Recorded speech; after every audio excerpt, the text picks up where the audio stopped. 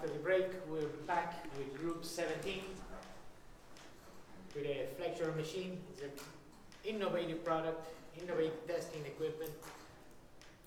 17, are you guys ready to start? Yes, sir. All yours. Right. Hello, everyone.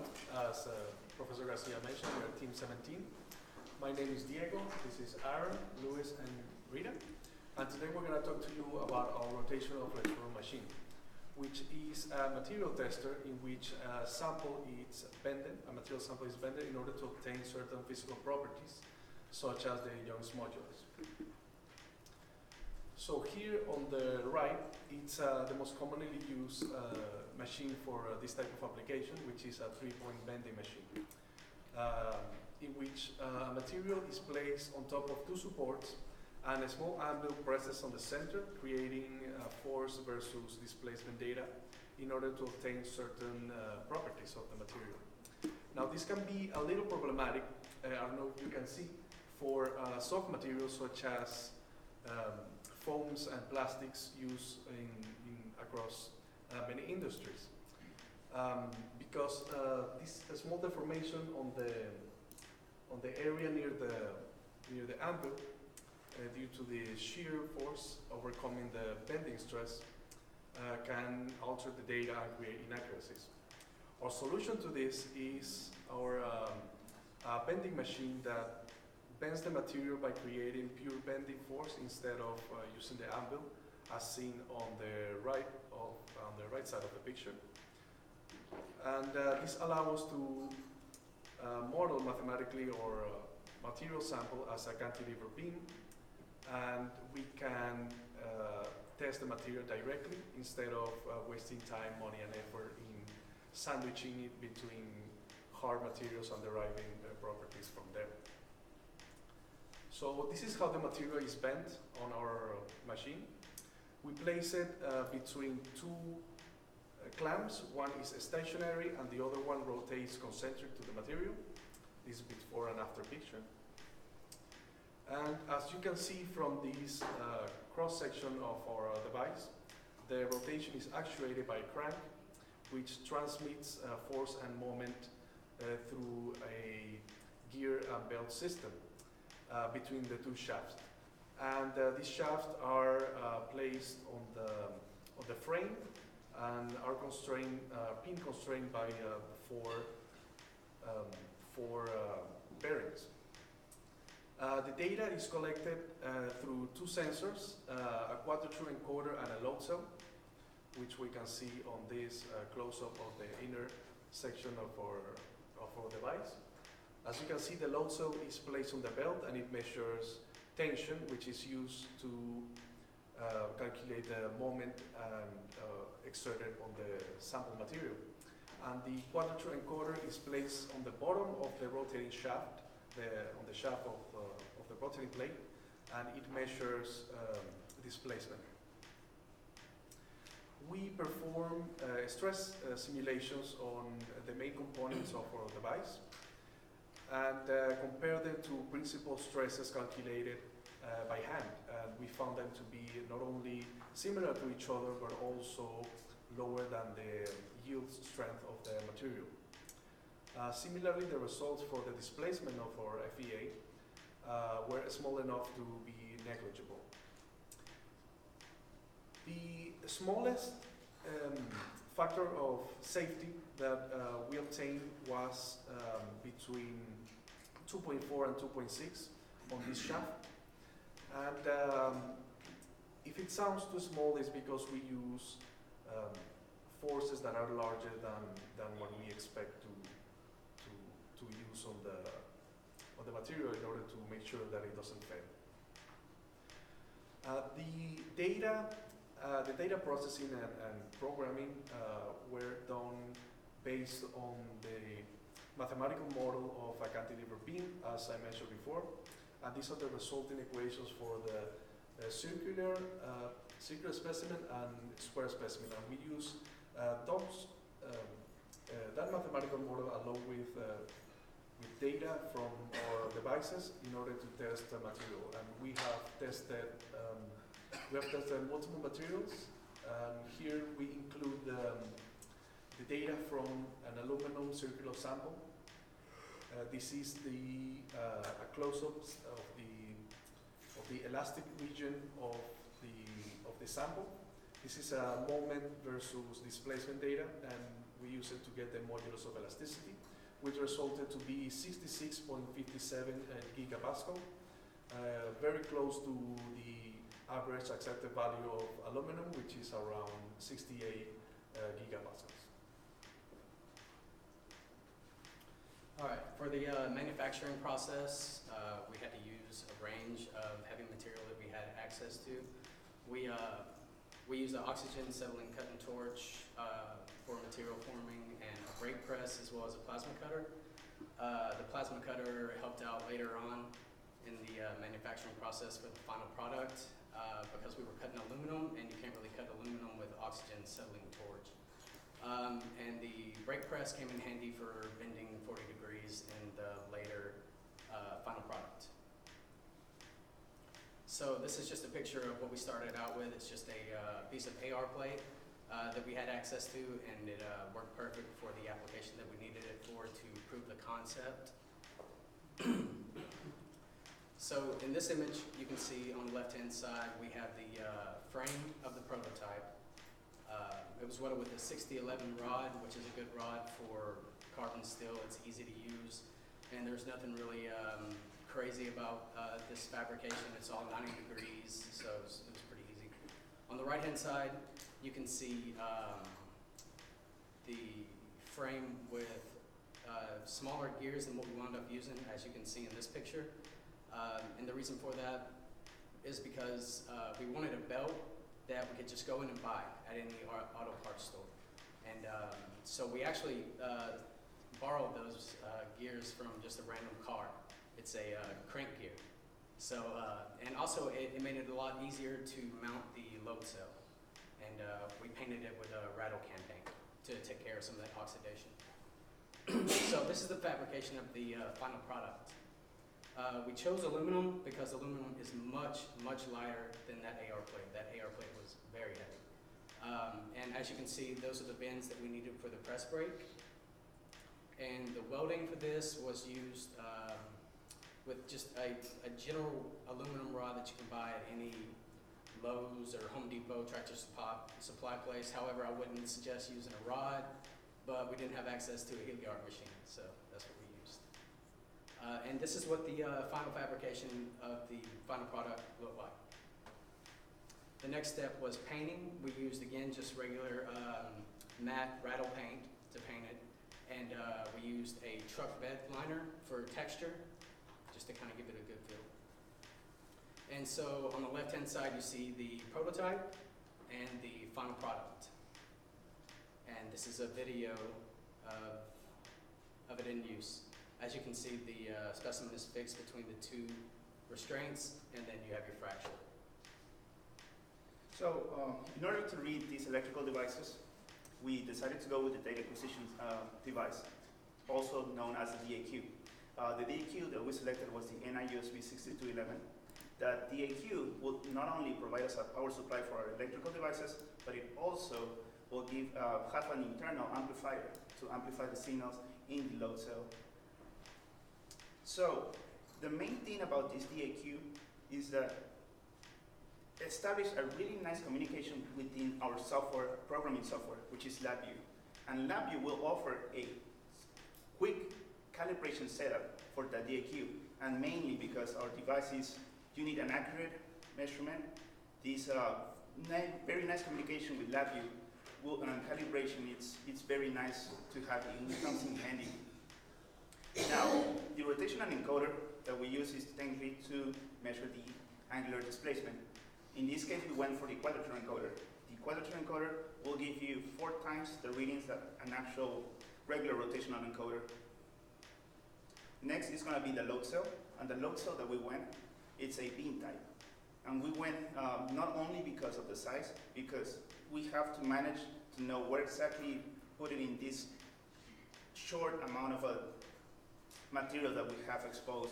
And also, this load cell will have a strain gauge architecture, meaning whenever it has experience and attention and compression, it will give some electrical signals. Next is the block diagram. LabVIEW, as you guys know, it's a software to require programming for the graphical user interface. So in order for those electrical components to communicate with an operator, we design this block diagram from scratch.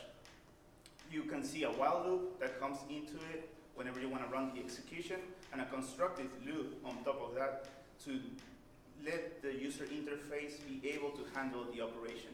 And what I mean by that, when the operator selects stars, it's going to run the machining, and it's going to allow the electrical devices to start working out. The start button is going to change to a stop whenever you guys want it to stop, and then the exit button is going to exit out, so it's going to clear the whole system for you to start over again. Underneath, you'll see a file path, and that's very important to us because that's going to dictate where the operator is going to save that specific data that is going to be recorded. Next, we decided to have 3 graphical views and tables, real life, in each of the components that we have. Meaning we have a graph for a force times time, displacement times time, and a unified force versus displacement graph, with a table underneath that is going to display a live measurement. Now, we don't stop there. With LabVIEW, we created these error code and troubleshooting signals, meaning if your device, let's say a rotational encoder, happen to have a loose cable, it will light a right signal next to the graph, and then it will create an error code and a definition for the user to realize what's going on and to easily troubleshoot that error. So our machine comes with 2 manuals: the operational manual that contains a description of the operation process, and the pro manual that has all the components used for this project. So here's the breakdown for the cost analysis. The total cost for per type 1 unit is $33,569 versus mass production per unit $6,569. So as you can see, the price for mass production per unit is significantly cheaper than per type. If we're going to build this product again, we came up with some new improvement or future improvement. So we incorporate a motor system that can move the gears without manually using our hand to move the gears, which give us more data to use. And also, we're creating a link or a LabVIEW link to have an access to the analysis spreadsheet direct from the graphical user interface. And finally, using more load cells or more sensitive load cells to test weaker materials like rubber, foam, plastic. The gain values. In this project, we have used a lot of knowledge that we have picked up along the way through our engineering courses. We also picked up new skills that helped us doing this, and we also learned new stuff that we have never seen or experienced before, like the CNC press brake, the plasma table, reading a G-code, calibrating electrical components, doing a 3D modeling. So now we're concluded, we're open for any questions. Thank you. Thank you, guys.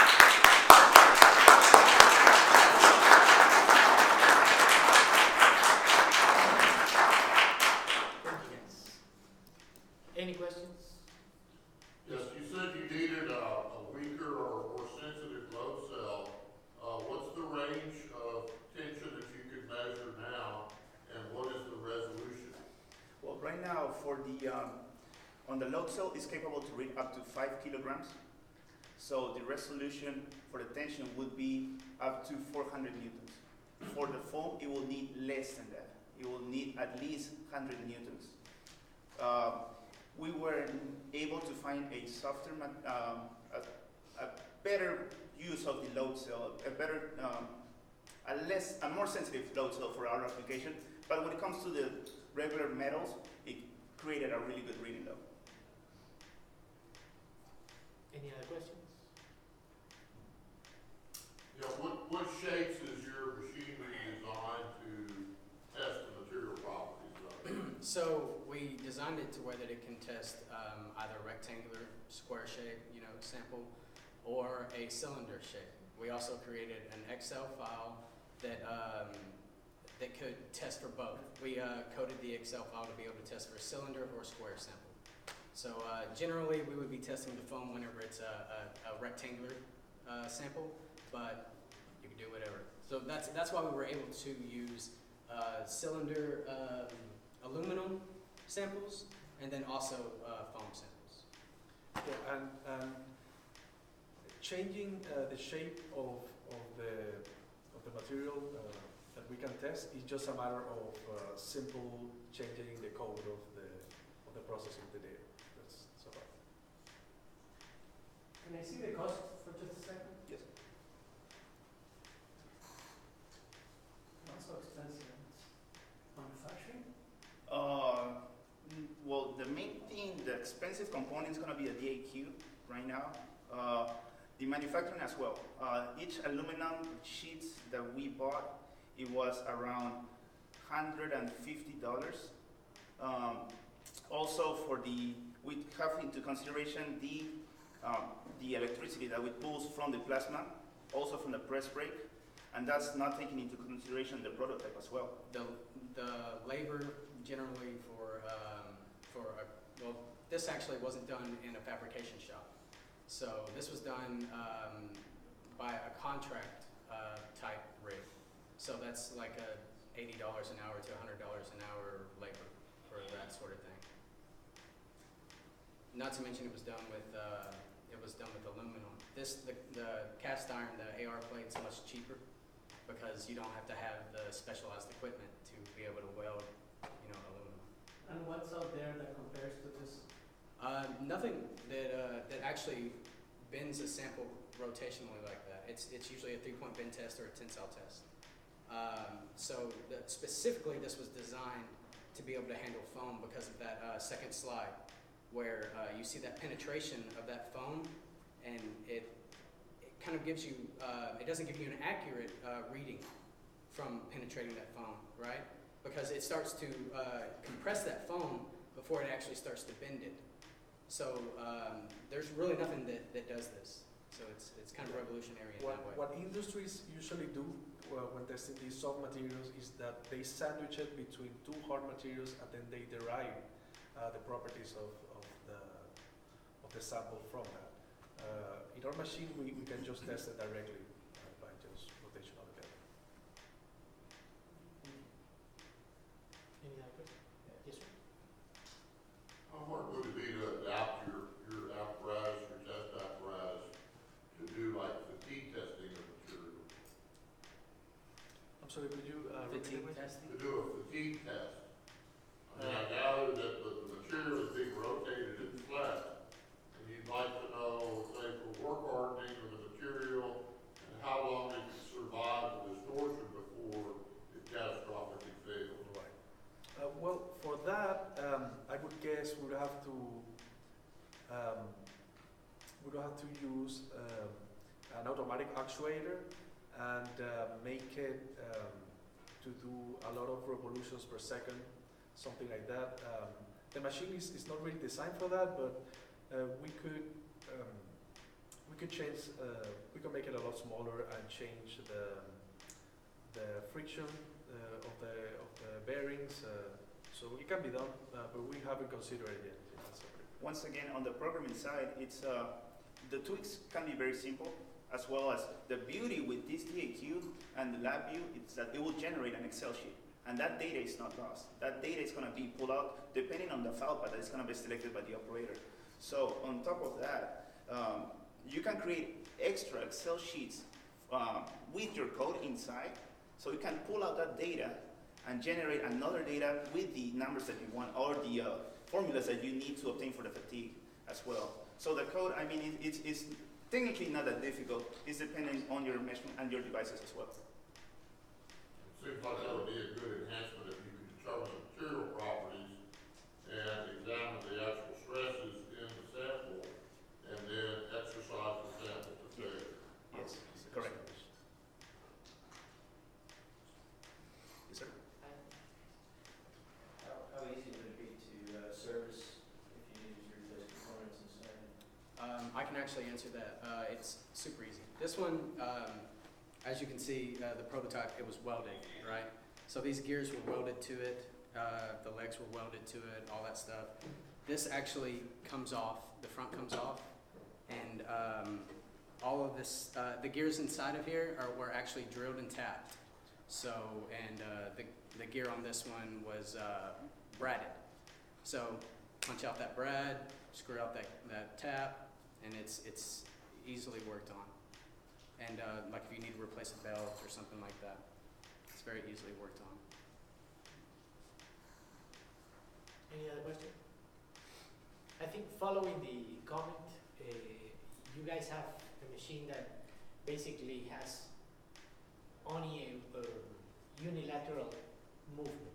I mean, if you want to reverse it, it won't take you because now your tension cell is going to be on compression. It's not going to be reading anything, especially due to the fact that you guys are having a rubber band around it. Right. So, might not be a bad idea to consider the idea of expanding the system just by maybe having, you know, two low cells on each side. Right. So you're getting the cycling data and the actuator like Dino said. So it's Exactly. it's a With good- an actuator, that would be an easy Yeah. step. Good point. Thank you, Team Sam. Thank you.